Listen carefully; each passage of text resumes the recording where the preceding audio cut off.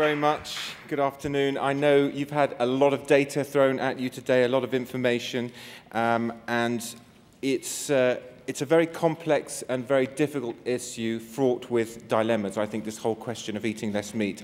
And as a meat lover myself, I try to keep it down, but I do recognize that it's a very hard thing to countenance, this idea that we all need to change our diets. But we do.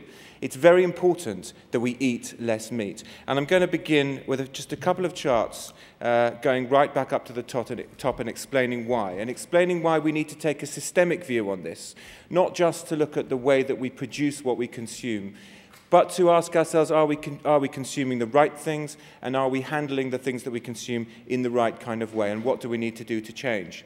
So I'll move on to talk a little bit about what the impacts of food consumption are, if you haven't heard enough of that already. And finally, to talk about some of the responses and priorities that I believe we as a society should be placing, and what we can expect from our politicians. So forgive the very bad graphics, but I think the problem here is that our consumption of food, of fossil fuels, of many of the things that we consider essential for daily life is actually eating up our own planet. If this room were full of bankers, I'd be talking about principles and loans, and everybody has savings. What we are doing is we are spending our savings. We are not living off the interest that those savings accrue. And if you look at this chart here, WWF produces every year something called the Living Planet Report, and there are two really key charts in there. The first one shows our global ecological footprint. So this is a measure, if you divided up everything that we consume and allocated a parcel of land to it, how much land or other resources like atmosphere would be required. And that little dotted line that you see running along the middle there, that represents 1 Earth. So in 1961, we were consuming about 60% of all of the resources that the Earth can renew within a single year. Now, come the middle of September, we've already used up all of the resources that the planet can provide to us in 1 year. So we're 50% above sustainability at a planetary level.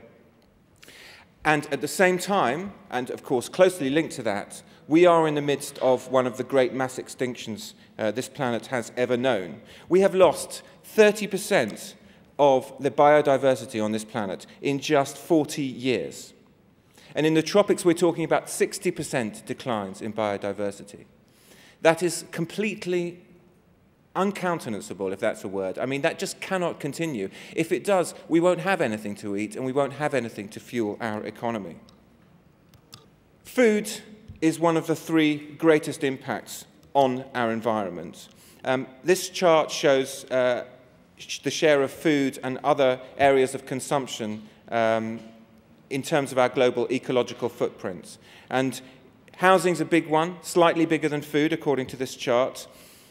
Transport is smaller. Food is the second, some say the most demanding product, ecologically speaking, that we produce. 23% of our global ecological footprint, and by the way, about the same amount of our greenhouse gas footprint. In fact, if you look at the UK's emissions related to what we consume, not just what we produce locally, but what we import from abroad, and you take into account the land use change, clearing of forests, for example, to support the meat and other products that we eat, that figure goes up from 20% of carbon emissions to 30% of carbon emissions. And within the food chain, all the way from primary production all the way through to consumption, agriculture accounts for 40% of those impacts, which doesn't mean that we should just focus on production, by the way, because what we consume multiplies each one of those impacts. And as we've heard today, meat and dairy really are the primary concern here.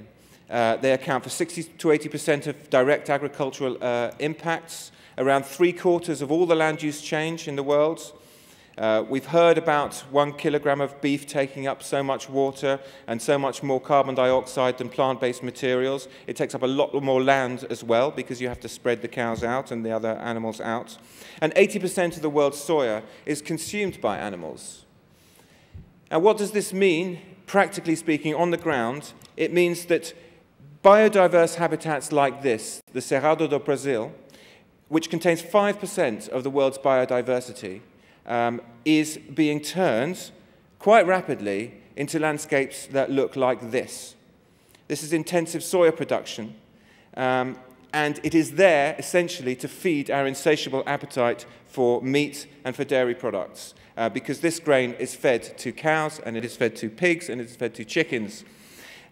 So we are responsible for taking up about 400 square meters of this land ourselves every year. This is the Cerrado as it was a few decades ago only. And this is what it looks like today. And we're still talking about 5% of the world's biodiversity. So imagine the destruction that we have wrought up until now. We have to stop that destruction.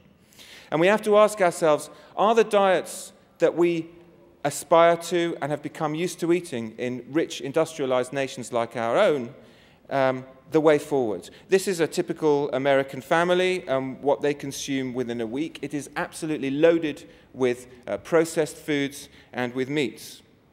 Now, I don't personally subscribe to the view that the reason poor people start eating more meat when they get rich is because they want to be like Americans or like British. I just think, you know, it's a luxury part of every culture. When you get rich, it's a status symbol, it's something you consider very special. You eat more of it. Of course you do. And as the world gets richer, as we grow our population to 9 billion people, and as average incomes set to rise, our impact is going to rise accordingly. If we do move towards these high meat diets like we have in the West, if the whole of the world does that, we're going to need more like 3 planets to support us, rather than the 1.5 or so that we're currently eating our way through. But if we are prepared to switch to diets more like they have in Malaysia, which is much lower in processed food, in meat and in dairy products, we can get ourselves back down more like to 1 planet living. We did a study recently in association with the Food Climate Research Network that actually ran scenarios looking at, well, you know, looking at the different solutions, efficient use of energy, changing the way that we consume, changing production methods, changing the way we generate electricity. And we asked, to what extent could each of these scenarios lead us towards 70% reductions in carbon emissions by 2050, which is what we believe are required. And the fact is you can't lose any of them, really. You know, you've got to do all of them. And consumption, which at the moment really is an unmentionable word across the Atlantic, if not quite so much here, we've got to start thinking about it. So where should we focus our priorities? Well, obviously, we have to eliminate waste. I mean, we waste up to 40% of the food. That is ridiculous. And by the way, the spoilage of food is one of the reasons why famines occur. I also have been to Ethiopia, and I've seen what happens straight after the harvest. There is an abundance of food. The problem is that a few months down the line, without refrigeration, without decent transport to take that food to market, it's gone, and people begin to starve. We need to eliminate waste completely because we need to mimic nature, and there is no waste in nature. Secondly, we have got to reduce our meat and dairy consumption. We need to avoid processed meats, which are much worse for the environment and much worse for health. And we need to eat locally in season fruits and vegetables, far greater proportion of those in our diets. Reducing meat and dairy consumption, particularly intensively produced, imported and processed meats. Consumers are going to find this very hard. Consumers are not going to change their diets, however much we might want them to, without a lot of help. They need to have the right products available to them on the supermarket shelves. They need to be responsibly produced. They need to be clearly labelled. They need to be appropriately priced. And by appropriately priced, I mean the true cost of producing these foods should be reflected in the end price. They need guidance on how to choose it, buy it, store it, cooking it. Up to half of the carbon emissions go in cooking the food. And we need some political leadership. We have to force our politicians or vote in politicians who are prepared to face up to these very obvious and very urgent and very important challenges. So, for example, we need to change dietary advice to the public so that it's not just saying how much protein we need, how much fat we need, but where we should derive this stuff from and what the effects are going to be on the environment.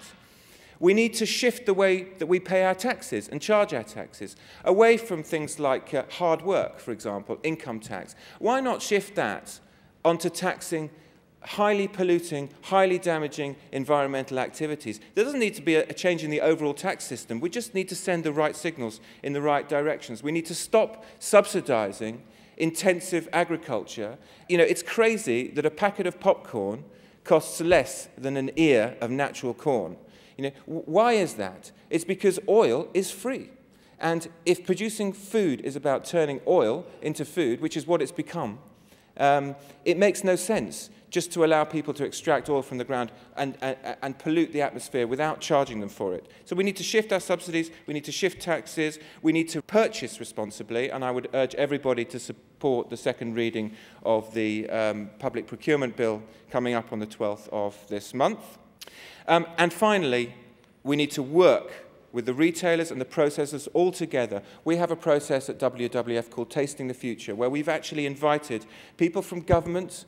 All but one of the big supermarkets are there, big food producers, academics, people from civil society, and we are working together to look at the systemic barriers. What's actually stopping us doing this? And why can't we even talk about it? And now we're talking about it, we're working on solutions, and I very much hope to be standing here in a year or two's time and showing you some of the results of that work. And if it does work, hopefully we can turn this back into this on an ongoing basis. Thank you very much.